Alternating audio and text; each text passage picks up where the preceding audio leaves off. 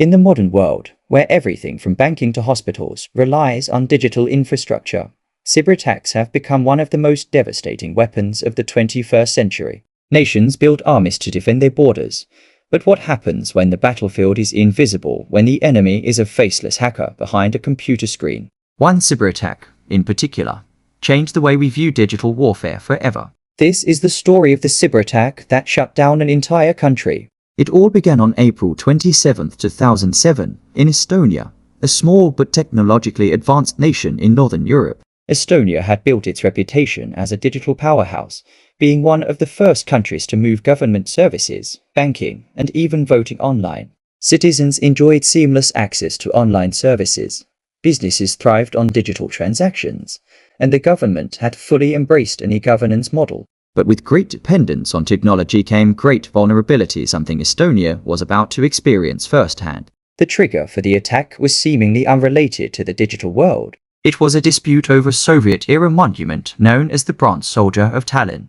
The Estonian government decided to relocate the statue, which was viewed as a symbol of Soviet occupation, to a military cemetery. The move sparked outrage among the Russian-speaking population in Estonia and provoked a strong response from Russia itself. But no one could have predicted what would happen next. Shortly after the decision was made, Estonia found itself under siege not by tanks or soldiers, but by an invisible digital army. A massive distributed denial of service DDoS attack began targeting Estonia's most critical digital infrastructure.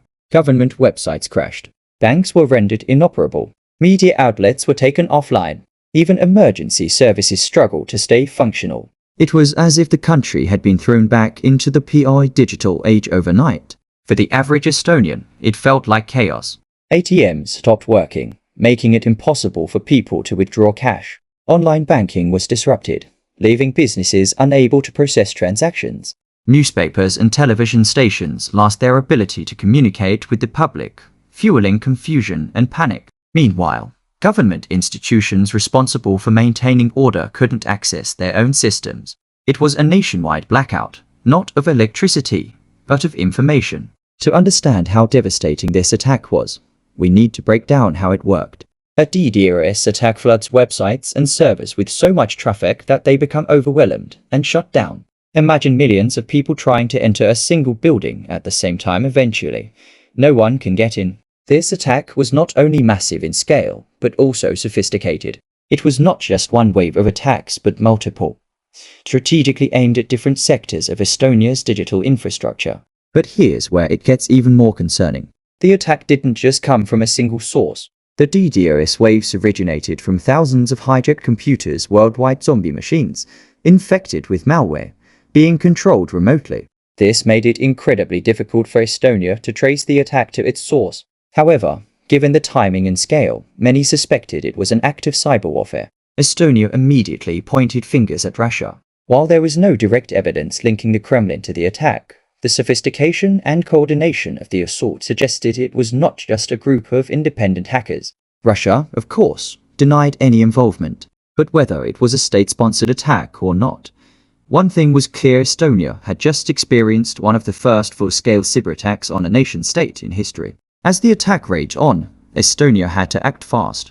Their first priority was containment, shutting down compromised systems, and rerouting traffic to protect critical infrastructure. Government officials worked around the clock with cybersecurity experts to mitigate the damage. International allies, including NATO and the European Union, were quickly informed of the crisis. Estonia was effectively at war, only the battlefield was digital, and the weapons were lines of malicious code instead of bullets. One of the biggest lessons from the attack was how unprepared the world was for cyber warfare at this scale. At the time, most countries had cybersecurity measures in place, but few were ready for a coordinated assault on this level. Estonia's reliance on digital infrastructure had made it a prime target. But instead of crumbling, Estonia fought back. The country became a leader in cybersecurity resilience, developing new protocols and strategies to prevent future attacks. The Estonian government took swift action to strengthen its cybersecurity defenses. They worked with tech companies and international partners to fortify their systems. One of their most groundbreaking moves was the creation of the world's first data embassy, a secure, remote backup of government data stored outside of Estonia in case of another catastrophic cyberattack. This ensured that even if Estonia's servers were attacked again, critical government functions could continue from another location. The attack also led to the formation of NATO's Cooperative Cyber Defense Center of Excellence CCDCO in Tallinn. Estonia became a global leader in cyber defense, advising other nations on how to prevent and respond to large-scale digital attacks. Their experience became a case study in cybersecurity, proving that no country, no matter how advanced, is immune to cyber warfare. But what does this attack mean for the rest of the world? The Estonia cyberattack was a wake-up call. It showed that in the age of digital dependence, war doesn't have to involve missiles or tanks. A well-executed cyberattack can cripple a nation just as effectively as a physical invasion. This realization forced governments around the world to take cybersecurity more seriously, increasing investments in cyber defense and intelligence. Even today, cyber warfare remains one of the greatest threats to national security. Countries around the world have developed cyber units within their military forces, preparing for both offense and defense in the digital domain. The Estonia attack served as a blueprint for what could happen if a nation is not prepared, and it was far from the last incident of its kind.